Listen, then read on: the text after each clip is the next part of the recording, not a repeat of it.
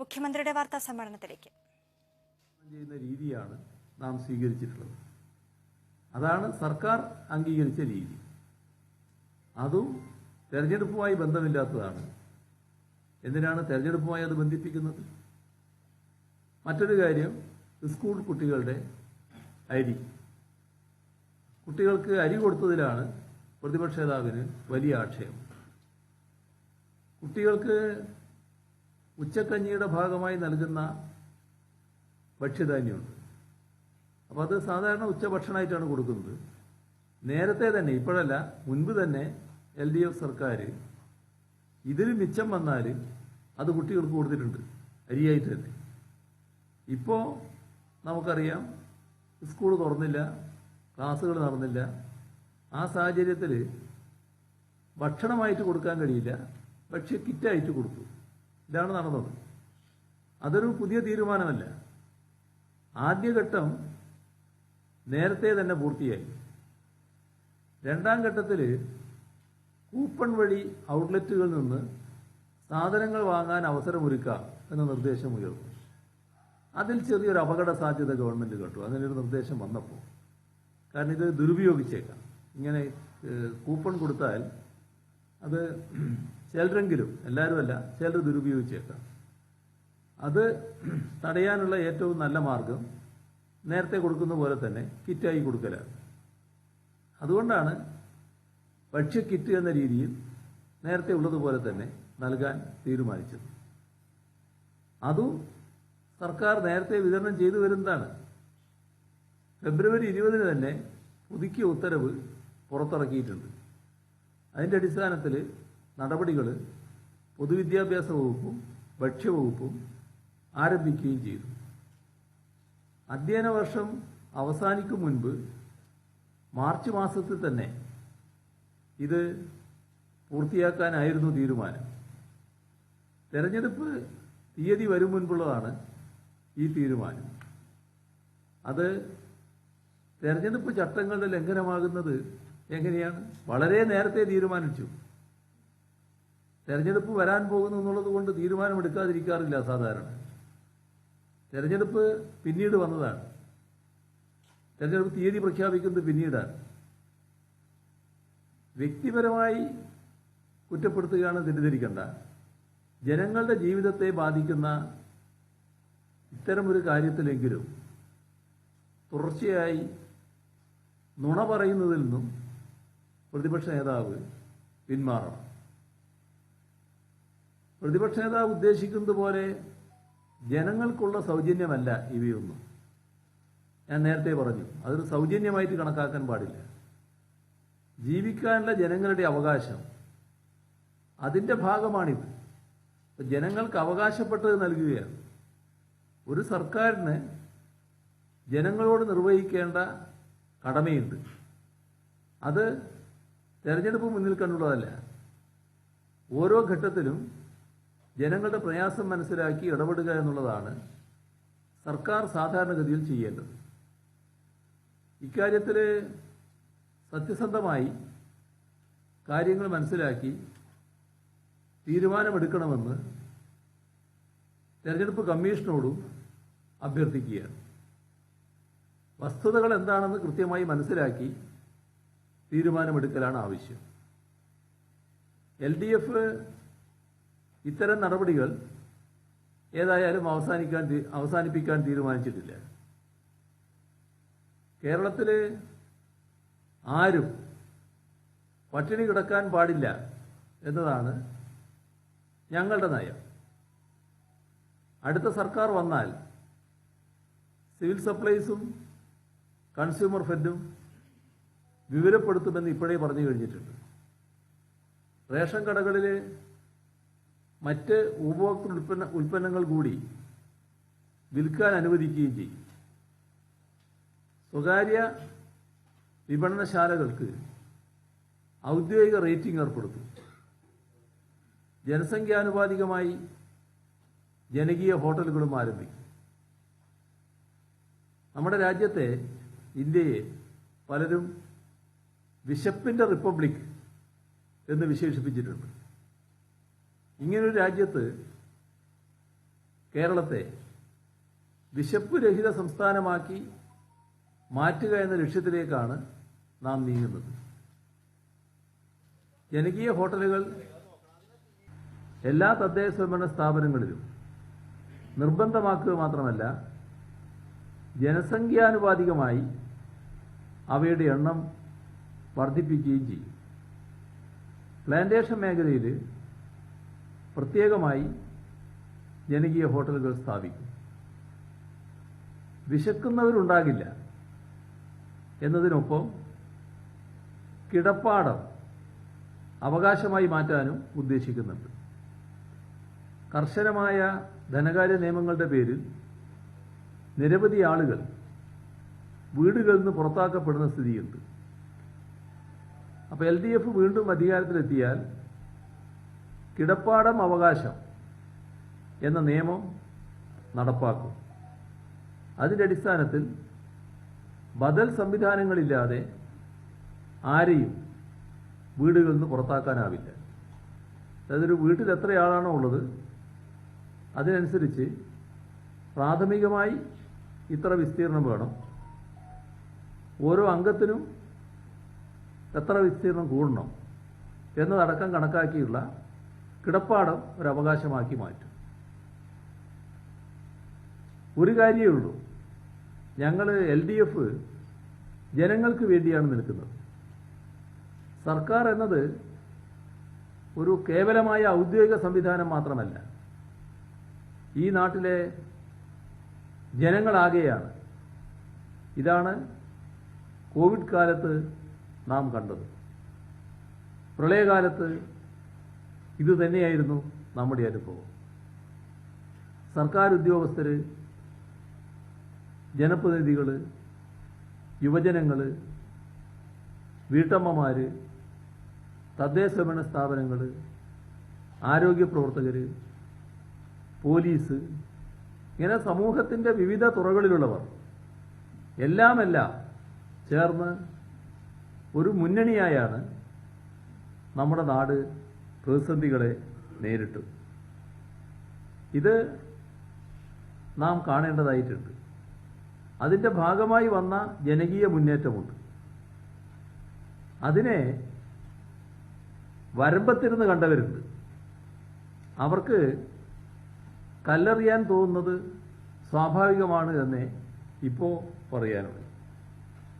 ഇതിൽ നിന്ന് വ്യത്യസ്തമായി ഒരു കാര്യം പറയാനുള്ളത്, ഈ കഴിഞ്ഞ മാർച്ച് 22-ന് ലോക്സഭ പാസാക്കുകയും 24-ാം തീയതി രാജ്യസഭ അംഗീകരിക്കുകയും ചെയ്ത government of national capital territory of Delhi amendment bill 2021 നമ്മുടെ രാജ്യത്തെ ഫെഡറൽ സംവിധാനത്തിനും സംസ്ഥാനങ്ങളുടെ അവകാശത്തിനും നേരെയുള്ള കടന്നുകയറ്റമാണ്. ജനാധിപത്യപരമായി തിരഞ്ഞെടുക്കപ്പെടുന്ന സംസ്ഥാന സർക്കാരുകളുടെ പ്രവർത്തന സ്വാതന്ത്ര്യത്തിന് കടിഞ്ഞാൺ ഇടാനുള്ള കൊളോണിയൽ പ്രവണതകളുടെ തനി ആവർത്തനമാണ് ഇവിടെ ഉണ്ടായിരിക്കുന്നത്. ഡൽഹി സർക്കാരും മുൻ ലഫ്റ്റനന്റ് ഗവർണറും തമ്മിലുണ്ടായ അഭിപ്രായ ഭിന്നതകളെ തുടർന്ന് നിയമയുദ്ധത്തിലൂടെ സുപ്രീം കോടതി അനുച്ഛേദം 239A വിശകലനം ചെയ്തുകൊണ്ട് ഡൽഹി സർക്കാരിൻ്റെ ജനാധിപത്യ അവകാശങ്ങൾ സംരക്ഷിക്കുന്ന സുപ്രധാനമായ വിധിന്യായങ്ങൾ പുറപ്പെടുവിച്ചതാണ്. ഈ വിധിന്യായത്തെ ഫലത്തിൽ അട്ടിമറിക്കുന്ന ഭേദഗതിയാണ് കേന്ദ്ര സർക്കാർ പാർലമെന്റിൽ കൊണ്ടുവന്നത്. ലഫ്റ്റനന്റ് ഗവർണർ നിഷ്കർഷിക്കുന്ന കാര്യത്തിൽ അദ്ദേഹത്തിൻ്റെ അനുമതിയോടുകൂടി മാത്രമേ മന്ത്രിസഭാ തീരുമാനങ്ങൾ നടപ്പാക്കാൻ കഴിയൂ. ഇതാണ് ബില്ലിൻ്റെ സാരം. ജനാധിപത്യ വ്യവസ്ഥയിൽ ഭരണഘടനയ്ക്ക് വിധേയമായി പ്രവർത്തിക്കുന്ന ഒരു സംവിധാനത്തിന് ഒട്ടും ചേർന്നതല്ല ഈ നിയമനിർമ്മാണം. ബ്രിട്ടീഷ് സാമ്രാജ്യത്വം ഗവർണർ ജനറലിനും ഗവർണർമാർക്കും നൽകിയിരുന്ന അപ്രമാദിത്വം ജനാധിപത്യ വ്യവസ്ഥയിൽ തിരിച്ചു കൊണ്ടുവരാനുള്ള നീക്കം അങ്ങേയറ്റം പ്രതിഷേധാർഹമാണ്. പ്രത്യേകിച്ചും പരമോന്നത നീതിപീഠത്തിൻ്റെ വിധി പ്രസ്താവനയെ അപ്രസക്തമാക്കാൻ വേണ്ടി നിയമനിർമ്മാണം നടത്തുന്ന സാഹചര്യത്തിൽ എല്ലാ ജനാധിപത്യവാദികളും ഇക്കാര്യത്തിൽ ശക്തമായി പ്രതിഷേധിക്കേണ്ടതാണ്. നമ്മുടെ ഫെഡറൽ സംവിധാനം നിലനിൽക്കേണ്ടത് ഒഴിച്ചുകൂടാത്ത ആവശ്യമാണ്. അതിന് ഭരണഘടനാ മൂല്യങ്ങൾ തകരാതിരിക്കുന്നതിനും ഫെഡറൽ സംവിധാനം നിലനിൽക്കുന്നതിനും ഇത്തരത്തിലുള്ള ജനാധിപത്യ നീക്കങ്ങൾ ചെറുക്കുക തന്നെ വേണം. ഇത്രയും കാര്യങ്ങളാണ് ഇന്ന് പൊതുവിൽ പറയാനുള്ളത്.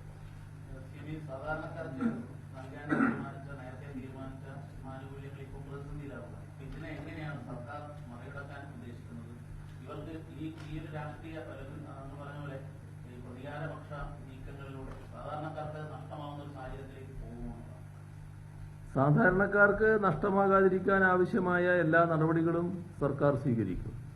ചില കാര്യങ്ങളിൽ നിയമപരമായ നടപടികളടക്കം സ്വീകരിക്കും.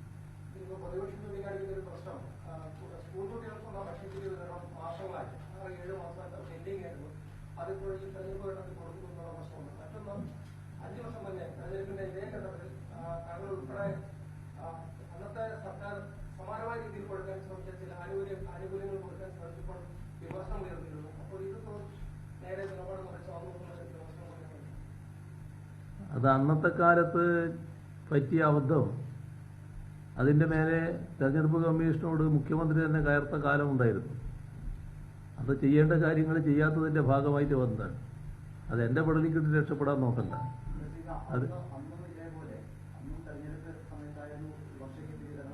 ഭക്ഷ്യക്കിറ്റൊന്നും അന്നാരും എതിർത്തിട്ടില്ല. ഒരാളും എതിർക്കാൻ പോയിട്ടില്ല. ഇവരാരും ഭക്ഷ്യക്കിറ്റിനെ പറ്റി ഇപ്പോൾ പറഞ്ഞിട്ടുമില്ല. അതല്ല പറഞ്ഞ കാര്യം. അതായത് നുണകൾ പറയുകയാണ്. നുണ പറഞ്ഞ് പ്രചരിപ്പിക്കുക. പണ്ട് പിണറായി വിജയൻ ഇങ്ങനെ പറഞ്ഞിരിക്കുന്നു എന്ന് പറയുകയാണ്. അത് ഏത് പറഞ്ഞിരിക്കുന്നു, എന്ത് പറഞ്ഞിരിക്കുന്നു? ഏതെങ്കിലും വസ്തുതയുടെ അടിസ്ഥാനത്തിലാണോ പറയുന്നത്? അന്നുണ്ടായത് കുടിവെള്ള വിതരണത്തിൻ്റെ കാര്യത്തിൽ ആവശ്യമായ കാര്യങ്ങൾ മുൻകൂട്ടി ചെയ്യാൻ കഴിഞ്ഞില്ല. അതിൻ്റെ ഭാഗമായി ചില പ്രശ്നങ്ങൾ തെരഞ്ഞെടുപ്പ് കമ്മീഷനും മുഖ്യമന്ത്രിയും തമ്മിലുണ്ടായി. അതാണ് ഉണ്ടായത്. അതിനകത്ത് അത്തരത്തിലൊരു പ്രശ്നമേ ഉണ്ടായിട്ടില്ല.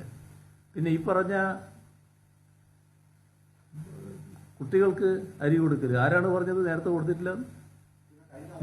അല്ല, ഞാനിത് പറഞ്ഞു കഴിയട്ടെ. നിങ്ങൾക്ക് ധൃതി, നിങ്ങളവിടെ ഇരിക്കല്ലേ? ചോദിച്ച ചോദ്യത്തിന് മറുപടി പറയട്ടെ. ഈ പറഞ്ഞ കുട്ടികൾക്കുള്ള അരി നേരത്തെ കൊടുത്തു. അതിന് ശേഷം രണ്ടാമത് കൊടുക്കുന്ന സമയത്ത് അതിന് ഈ പറഞ്ഞ കൂപ്പൺ ഏർപ്പെടുത്തി പിന്നത്തെ ഘട്ടത്തിലാണ് കൂപ്പൺ വേണ്ട, ഇതാകാന്ന് വെച്ചത്. അതായത് നേരത്തെ കിറ്റ് തന്നെയാണ് കൊടുത്തത്. പിന്നെ കൂപ്പൺ വന്നു. കൂപ്പണിന് ചെറിയ അപകട സാധ്യതകൾ സർക്കാർ കണ്ടു. അതുകൊണ്ടാണ് വീണ്ടും കിറ്റിലേക്ക് തന്നെ പോയത്. ഇത് സാധാരണ സ്വീകരിക്കുന്ന ഒരു നടപടിക്രമമാണ്. അതിനകത്ത് എന്താ പ്രശ്നം? അല്ല, ഇദ്ദേഹം എന്തോ ചോദിക്കാൻ നോക്കിയല്ലോ അതിനോട്. 8 മാസത്തെ ഗ്യാപ്പില്ല. ഞാൻ പറഞ്ഞില്ലേ, ആദ്യം കൊടുത്തു, അതിനുശേഷം ഉള്ളതും ഒരു കൂപ്പണായിട്ട് കൊടുക്കാൻ നിശ്ചയിച്ചു. ആ കൂപ്പണല്ല, ഇതാണ് നല്ലതെന്ന് പറഞ്ഞിട്ട് ഇത് കൊടുത്തു. അതാണ് ഉണ്ടായത്.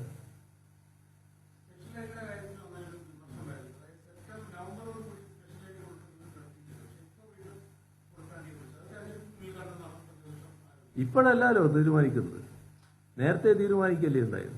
നാട്ടിൽ വല്ലാത്തൊരു അന്തരീക്ഷം ഉണ്ടാകുമ്പോൾ അതിൽ സർക്കാർ ജനങ്ങളെ സഹായിക്കുന്നതിന് വേണ്ടി സ്വീകരിക്കുന്ന നടപടി അതിൻ്റെ ആ കഞ്ഞിയിൽ മണ്ണുവാരി ഇടാൻ പുറപ്പെടാകും. പിന്നെ സാധാരണ നിലക്ക് BPL APL വ്യത്യാസം നമ്മുടെ നാട്ടിലുണ്ട്. ഒരു ഉത്സവാവസരത്തിൽ കേരളത്തിൽ എല്ലാവരും അരിയാഹാരം കഴിക്കുന്നവരാണല്ലോ. ചിലർ ഇപ്പം ഗോതമ്പും കഴിക്കുന്നുണ്ട്. പക്ഷെ അരിയാണല്ലോ അധികം ആളുകൾക്ക് വേണ്ടത്. ആ അരി കൊടുക്കുന്നതിനുള്ളൊരു നടപടിയെടുത്താൽ അതെങ്ങനെയാണ് തടസ്സമായിട്ട് വരിക, എതിരായിട്ട് വരിക?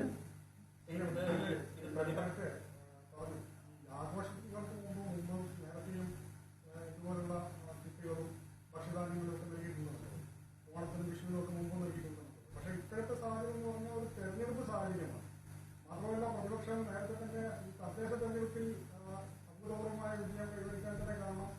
കിറ്റാണെന്ന് മനസ്സിലാക്കിയ പ്രതിപക്ഷം സ്വാഭാവികമായിട്ടും ഇത്തരം ഒരു സാഹചര്യത്തിൽ കിറ്റ് കൊടുക്കുമ്പോൾ അതിനെ എതിർക്കുക എന്നുള്ളത് പ്രതിപക്ഷ നേതാവിന്റെ ഉത്തരവാദിത്വം കൂടിയല്ലേ?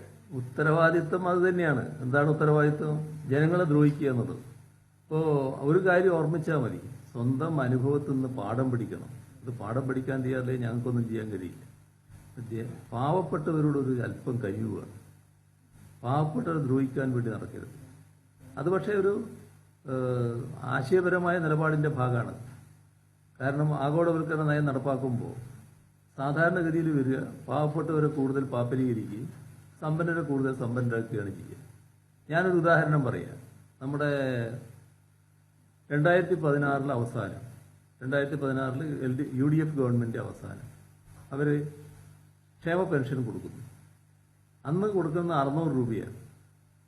ആ 600 രൂപ ഒരു നേരത്തെ കഞ്ഞിക്കുള്ള വകയാണല്ലോ സാധാരണ നിലക്ക് നോക്കിയാൽ. അത് മുടക്കിക്കളഞ്ഞില്ലേ? എത്ര മാസത്തെ കുടിശ്ശികയായിരുന്നു? 18 മാസത്തെ. ഏതെങ്കിലും ഗവൺമെന്റ് ചെയ്യുമോ ആ പാവങ്ങളോട്? അപ്പൊ ഇതാണ് പാവങ്ങളോടുള്ള മനോഭാവം. ആ മനോഭാവത്തിന്റെ ഒരു തുടർച്ചയാണ് ഇപ്പോഴും കാണുന്നത്. അതൊരു ശരിയായ സമീപനമല്ല. തിരുത്തിയാൽ നല്ലത്. എല്ലാവരും ജനങ്ങൾക്ക് വേണ്ടിയാണ് പ്രവർത്തിക്കുന്നതാണല്ലോ പറയുന്നത്. അപ്പോൾ ആ ജനങ്ങളെ കണ്ടുകൊണ്ടുള്ള സമീപനം സ്വീകരിക്കാനാവണം. ഇപ്പോൾ പ്രതിപക്ഷ നേതാവിന് കോൺഗ്രസ്സുകാരുടെ മുന്നിൽ പോകാൻ തന്നെ പ്രയാസമാണ്. കാരണം അന്നം മുട്ടിച്ചു എന്നുള്ളതാണ് അദ്ദേഹത്തിനെതിരെ വന്നിട്ടുള്ള കാര്യം. ഇനി അതിന് ഞങ്ങളല്ല ഗവൺമെൻറ്റാണ് മുട്ടിച്ചതെന്ന് ഉള്ള ന്യായം പറഞ്ഞ് നടക്കാമെന്ന് നോക്കുക. എന്തും വിളിച്ചു പറയാനുള്ള ശേഷിയുണ്ട് എന്നുള്ളത് കൊണ്ട് പിന്നെ വലിയ പ്രശ്നമില്ലായിരിക്കും. ഭക്ഷ്യക്കിറ്റ് എന്നാൽ കേന്ദ്രത്തിൽ മറ്റ് സംസ്ഥാനങ്ങളൊക്കെ കൊടുക്കുന്നുണ്ടോ? ഈ രാജ്യത്ത് കേരളം മാത്രമല്ലല്ലോ സംസ്ഥാനം. വേറെ ഏതെങ്കിലും സംസ്ഥാനത്ത് കൊടുക്കുന്ന വിവരമുണ്ടോ നിങ്ങളെടുത്ത്? അല്ല, ഉണ്ടോ? നിങ്ങളെടുത്ത് വിവരമുണ്ടോ? ഞാൻ ചോദിക്കല്ലേ, നിങ്ങളെടുത്ത് വിവരമുണ്ടോ? ഉണ്ടെങ്കിൽ പറഞ്ഞാൽ മനസ്സിലാക്കാൻ.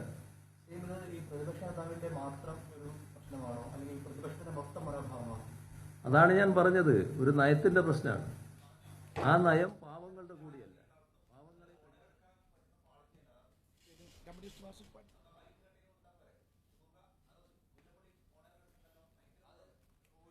മുഖ്യമന്ത്രി പിണറായി വിജയന്റെ വാർത്താ സമ്മേളനത്തിലേക്ക് ഉടനെ തിരിച്ചുവരാം. KPCC അധ്യക്ഷൻ മുല്ലപ്പള്ളി രാമചന്ദ്രനും RMP നേതാവ് KK രമയും വാർത്താ സമ്മേളനം നടത്തുന്നു. അതിലേക്ക് നിങ്ങൾ ആലോചിക്കൂ. നിങ്ങൾ മട്ടന്നൂരിൽ പോകൂ. അതാ വിലപിക്കുന്ന ഒരമ്മ, നിസ്സഹായ ഒരമ്മ. ഞാൻ നാളെ വളയത്തുണ്ട്. ആ വളയത്ത് പോകുമ്പോൾ നിങ്ങൾക്കെല്ലാം അറിയാം, ജിഷ്ണു പ്രണോയിയുടെ അമ്മ ഞാൻ കാണില്ല തെരഞ്ഞെടുപ്പായതുകൊണ്ട്. ആ അമ്മയുടെ വിലാപം നെഞ്ചത്തടിച്ചുകൊണ്ടാണ് ആ കുടുംബിനി ദിവസങ്ങൾ തള്ളി നിൽക്കുന്നത്. തന്റെ പ്രിയപ്പെട്ട മകന്റെ മുഖം ഉറച്ചുകൊണ്ട്. നീതി കിട്ടിയോ? മുഖ്യമന്ത്രി കോഴിക്കോട് വാർത്താ സമ്മേളനം നടക്കുന്നു. മാധ്യമങ്ങളെ കാണുന്നു. അതിലേക്ക് വീണ്ടും. കേരളത്തില് ആരും കാര്യങ്ങൾ അവർ ചെയ്യുന്നത് അതിന്റെ ഭാഗമായി ജനങ്ങൾ സ്വീകരിക്കുന്ന നിലപാടിനെ എന്തോ മറ്റെന്തിൻ്റെയോ ഭാഗമായി നടന്നതാണ് എന്ന തരത്തിൽ വിലയിരുത്തുന്നത് ശരിയല്ല. ഈ നാടിൻ്റെ അനുഭവമുണ്ട്. നാടിൻ്റെ വികസന പ്രവർത്തനങ്ങൾ, നാട്ടിൽ നടത്തിയ ജനക്ഷേമ പ്രവർത്തനങ്ങൾ, നമ്മുടെ നാട്ടിൽ ഉയർന്നു വന്ന ഒരുപാട് ദുരന്തങ്ങൾ, ആ ദുരന്തങ്ങളെ നേരിട്ട അനുഭവം, ഇതൊക്കെ ജനങ്ങളും നാടും ഐക്യത്തോടെയും ഒരുമയോടെയും നിന്നാണ് നേരിട്ടത്. അതിൻ്റെ അനുഭവമുള്ളവരാണവർ. ആ ജനങ്ങൾ കാണുന്നത് എന്താ? ഒരു സർക്കാർ എന്ന നിലക്ക് ചെയ്യേണ്ടതിൻ്റെ പരമാവധി ഓരോ ഘട്ടത്തിലും ചെയ്തുവെന്നാണ്.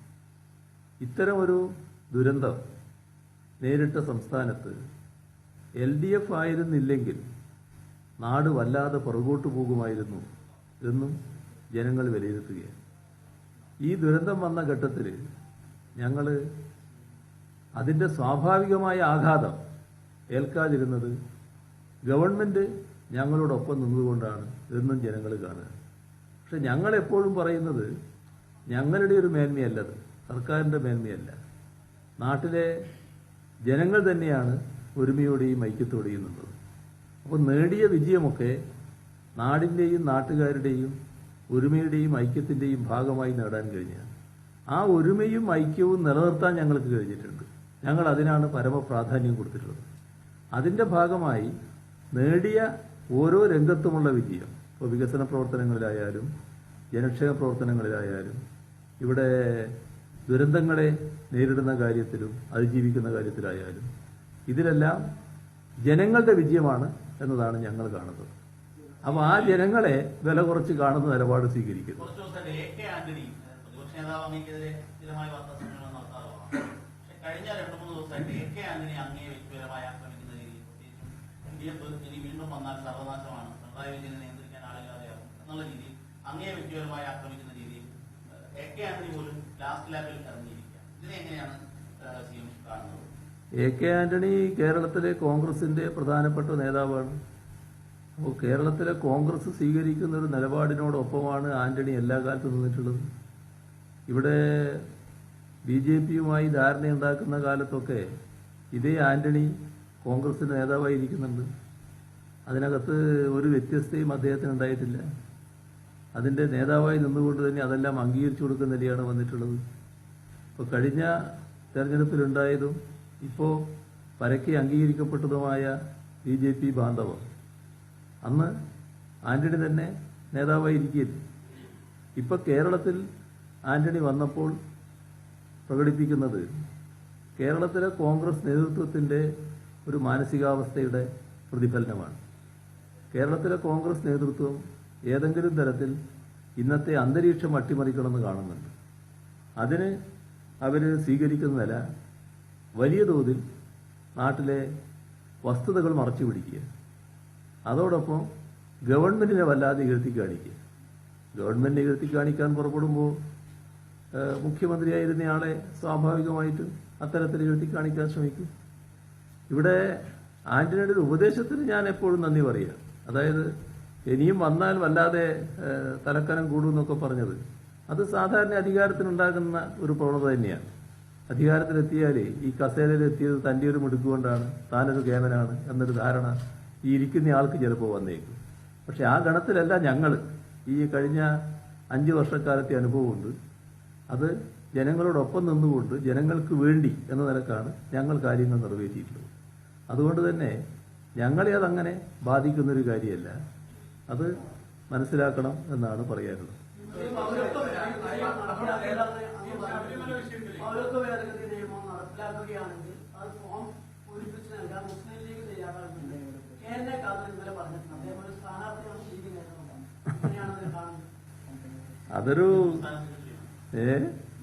സംസ്ഥാന ഭാരവാഹിയാണ് നിലവിലെ അതത് അദ്ദേഹം അറിയപ്പെടുന്ന ലീഗിന്റെ നേതാവാണല്ലോ. ഇവിടെ നമ്മൾ ശ്രദ്ധിക്കേണ്ടത് ഇതേ മണ്ഡലത്തിലാണ് BJPക്ക് സ്ഥാനാർത്ഥിത്വം ഇല്ലാത്തത്. BJPയുടെ സ്ഥാനാർത്ഥിത്വം ഇല്ലാതായത് ഇതേ മണ്ഡലത്തിലാണ്.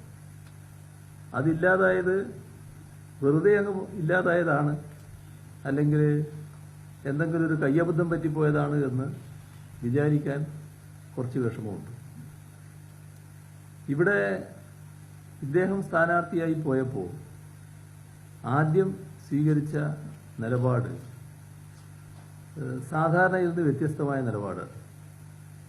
അത് BJPയുടെ കൂടി പിന്തുണ വാങ്ങാൻ കഴിയുന്ന ചില പരസ്യ പ്രകടനങ്ങൾ ഇദ്ദേഹത്തിൻ്റെ ഭാഗത്തു നിന്ന് സ്ഥാനാർത്ഥിയായി ചെന്നപ്പോൾ തന്നെ അവിടെ ഉണ്ടായിട്ടുണ്ട്. ഇതിൻ്റെ തുടർച്ചയായിട്ട് വേണം ഇദ്ദേഹത്തിൻ്റെ ഈ പ്രസ്താവനയെ കാണാൻ. ഇപ്പോൾ വർഗീയത പുലർത്താനാണ് BJPയും RSSും സംഘപരിവാറും രാജ്യത്ത് ശ്രമിക്കുന്നത്. അതിന് നിങ്ങളെന്തിനാണ്, ഞങ്ങളിവിടെ ഉണ്ടല്ലോ എന്ന നിലയിലാണ് കോൺഗ്രസും ലീഗും പ്രവർത്തിച്ചുകൊണ്ടിരിക്കുന്നത്. നേരെ എതിരായിട്ടല്ല എന്നർത്ഥം. ഒരു ഘട്ടത്തിലും വിട്ടുവീഴ്ചയില്ലാതെ വർഗീയത എതിർക്കാൻ കോൺഗ്രസിന് കഴിഞ്ഞിട്ടില്ല, UDFന് കഴിഞ്ഞിട്ടില്ല. ഇപ്പോൾ പൗരത്വ നിയമത്തിനെതിരെ കേരള നിയമസഭ പ്രമേയം പാസ്സാക്കിയതാണ്. ആ പ്രമേയം പാസ്സാക്കുമ്പോൾ അന്ന് അതിനെ പിന്താങ്ങുന്ന കൂട്ടത്തിൽ ഇതേ KN ഖാദറുണ്ട്. അദ്ദേഹം നിയമസഭയിലുണ്ട്. അദ്ദേഹം ആ പ്രമേയത്തെ പിന്താങ്ങിയ ആളാണ്. ഇപ്പോൾ തെരഞ്ഞെടുപ്പ് പ്രചരണത്തിന് ആളുകളോട് ഈ തരത്തിൽ പറയുന്നത് തെരഞ്ഞെടുപ്പിൽ ഒരു വിഭാഗത്തിൻ്റെ വോട്ട് ആഗ്രഹിച്ചുകൊണ്ടാണ് എന്നത് വ്യക്തമാണ്. അത് BJP നിലപാടിന് അനുകൂലമായിട്ടുള്ള ഒരു പരസ്യ പ്രസ്താവനയാണ്. ഇവിടെ പൗരത്വം തെളിയിക്കാനുള്ള രേഖകൾ ലീഗുകാർ പൂരിപ്പിച്ചു തരുമെന്നാണ് പറഞ്ഞിരിക്കുന്നത്. എവിടെയാണ് ഇവരുടെ സത്യസന്ധതയും നിലപാടും എന്താണ് നാം കാണേണ്ടത്. നമ്മുടെ രാജ്യത്തെ പൗരരെ തരംതിരിക്കുന്ന, ചിലരെ പൗരത്വത്തിലും തള്ളിക്കളയുന്ന തരത്തിലുള്ള പൗരത്വ ഭേദഗതി നിയമം കൊണ്ടുവന്നതിലൂടെ രാജ്യത്ത് സൃഷ്ടിച്ച ഭീതിയുണ്ട്, വെറുപ്പിൻ്റേതായ അന്തരീക്ഷമുണ്ട്, അരാജകത്വത്തിൻ്റെതായ നിലയുണ്ട്. ഇതെല്ലാം നാം കണ്ടതാണ്. സ്വന്തം പൗരത്വം സംരക്ഷിക്കാൻ തെരുവിൽ ഇറങ്ങിയവരെ വെടിവെച്ചു കൊല്ലാൻ സംഘപരിവാർ നേതാക്കൾ പരസ്യമായി ആഹ്വാനം ചെയ്യുന്നതും അതിന് പുറപ്പെടുന്നതും വരെ കാര്യങ്ങൾ നമ്മൾ കണ്ടിട്ടുണ്ട്. ഇത് ദേശീയ മാധ്യമങ്ങൾ തന്നെ വലിയ തോതിൽ റിപ്പോർട്ട് ചെയ്തിട്ടുള്ളതുമാണ്. അപ്പോൾ രാജ്യത്തെ വെട്ടിമുറിക്കുന്ന ആപൽക്കരമായ നടപടിക്കെതിരെ രംഗത്തിറങ്ങിയ ഡൽഹി, ഹൈദരാബാദ് ഇവിടെയൊക്കെയുള്ള വിദ്യാർത്ഥികളെ മനുഷ്യത്വഹീനമായി വേട്ടയാടുന്ന നിലയുണ്ടായി.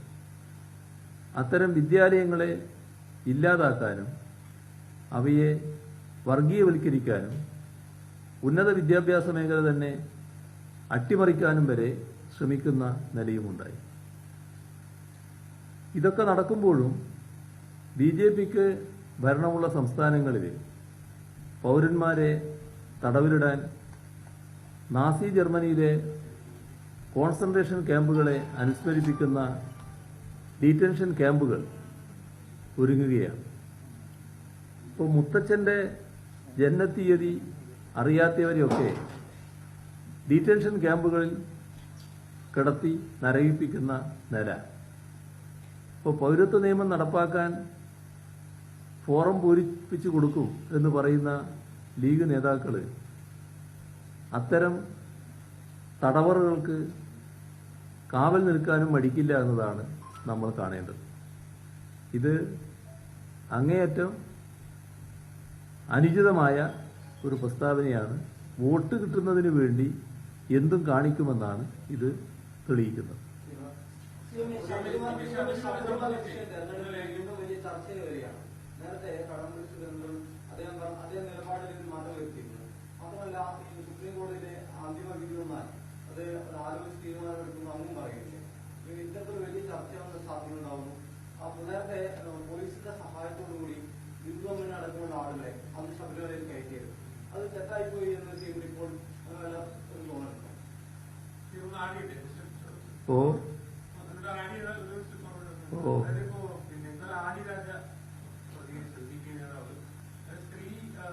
പ്രവേശനം ആ നിലപാട് തന്നെയാണ് ഡൽഹിയിലുള്ളത്. മന്ത്രി പറഞ്ഞാൽ മാറ്റേണ്ടതല്ല. മന്ത്രി എം എം മണി അദ്ദേഹം പ്രതികരിച്ചത് കലാപതി ഏർപ്പെടേണ്ട നടത്തിയത് പറ്റത്തിലാണ് മന്ത്രിക്ക് മാറ്റാൻ പറ്റുന്ന നിലപാട്. സ്ത്രീ പ്രവേശന നിലപാടിൽ കൊടുത്തിട്ടുണ്ടോ? ഇക്കാര്യത്തിൽ കാണേണ്ടത് ആർക്കാണ് ഇപ്പോൾ ശബരിമല വിഷയം? എന്തിനാണിപ്പോൾ ശബരിമല എന്ന് പറഞ്ഞുകൊണ്ട് വരുന്നത്? ഇത്തരം ചോദ്യങ്ങളുടെ തന്നെ ആവശ്യം എന്താണ്? വിവരങ്ങൾ അറിയലല്ല, ഒരു പ്രതീതി നാട്ടിൽ സൃഷ്ടിച്ചു വെക്കലാണ്. അതിന് ബോധപൂർവം പ്രവർത്തിക്കുന്ന ചില ശക്തികളുണ്ട്, അതിനു വേണ്ടി നിലകൊള്ളുന്ന ചില മാധ്യമങ്ങളുമുണ്ട്. അവരോടെല്ലാം ഒരു കാര്യമേ പറയാനുള്ളൂ, ജനങ്ങൾക്കിന്നതൊരു പ്രശ്നമായിട്ടില്ല. കേരളത്തിൽ സുപ്രീം കോടതി വിധി വന്നതിന് ശേഷം സുപ്രീം കോടതി തന്നെ ആ കാര്യത്തിൽ പിന്നീട് അയവേറിയ നിലപാടെടുത്തു. അത് ഒരു വിശാല ബെഞ്ചിന് വിട്ടു. സുപ്രീം കോടതി നിലപാടിനെ തുടർന്ന് അവിടെയുള്ള പ്രശ്നങ്ങളിലും തൽക്കാലം ഒരു പ്രശ്നവുമില്ലാത്ത അവസ്ഥ വന്നു. അതിൻ്റെ ഭാഗമായിട്ട് എന്താ കാണുന്നത്? എല്ലാ മാസങ്ങളിലും ആദ്യ ദിവസങ്ങൾ ശബരിമലയിൽ ആളുകൾ പോകുന്നുണ്ടല്ലോ, ഒരു പ്രശ്നവുമില്ലല്ലോ, അവിടെ പോവുകയാണല്ലോ. അവിടെ യാതൊരു പ്രശ്നവും ഇപ്പോൾ ഇല്ലല്ലോ. അത് ആഴ്ചയല്ലല്ലോ, മാസങ്ങളല്ലല്ലോ, വർഷങ്ങളായില്ലേ. അവിടുത്തെ പ്രധാന ഉത്സവങ്ങൾ വന്നില്ലേ, വിശേഷ ദിവസങ്ങൾ വന്നില്ലേ, ഒരു പ്രശ്നവും ശബരിമലയില്ലല്ലോ. ഇനി പ്രശ്നം വരുന്നത് എപ്പോഴാണ്? അത് ഈ വിശാല ബെഞ്ച് എപ്പോഴാണോ കേസ് എടുക്കുന്നത് അപ്പോൾ മാത്രമാണ്. ആ വിശാല ബെഞ്ചിന്റെ വിധി വരുമ്പോൾ ആ വിധിയുടെ പ്രശ്നമാണ് നേരത്തെ ഞാൻ പറഞ്ഞു എന്ന് പറഞ്ഞൊരു ഭാഗം. അത് വിധി വരുമ്പോഴാണ് നമ്മൾ എങ്ങനെയാണത് ബാധിക്കുക എന്നുള്ള പ്രശ്നം വരിക. അപ്പോൾ വിധി വന്നാൽ ബന്ധപ്പെട്ട കക്ഷികളുമായി ആ പ്രശ്നം ചർച്ച ചെയ്യുമെന്ന് ഇപ്പോഴല്ല, നേരത്തെ തന്നെ വ്യക്തമാക്കിയിട്ടുണ്ട്. ആർക്കും ഇപ്പോൾ അതുമായി ബന്ധപ്പെട്ടൊരു പ്രശ്നവും നിലനിൽക്കുന്നില്ല. കാര്യങ്ങൾ ഭംഗിയായിട്ട് പോവുകയാണ്. കേരളത്തിന്റെ മുന്നിലൊരു പ്രശ്നമല്ല. കഴിഞ്ഞ തദ്ദേശ ഭരണ തെരഞ്ഞെടുപ്പിലും ഇത് വല്ലാതെ ഉന്നയിക്കാൻ നോക്കിയിരുന്നു, പക്ഷെ അത് ഏശിയില്ല. ഇപ്പോഴും ഏശുന്നില്ല. പക്ഷെ നിങ്ങൾ എല്ലായിടങ്ങളിലും ഇത് ആവർത്തിച്ച് ഒരു പ്രശ്നമായിട്ട് ഉന്നയിക്കാൻ പറ്റുമെന്ന് നോക്കുക. അതൊന്നും കേരളം സ്വീകരിക്കാൻ പോകുന്നില്ല എന്ന് മനസ്സിലാക്കുന്നത് നല്ലതാണ്. അത്രയും എനിക്ക് പറയാം. ഇനി കഴിഞ്ഞു സമയം കഴിഞ്ഞു.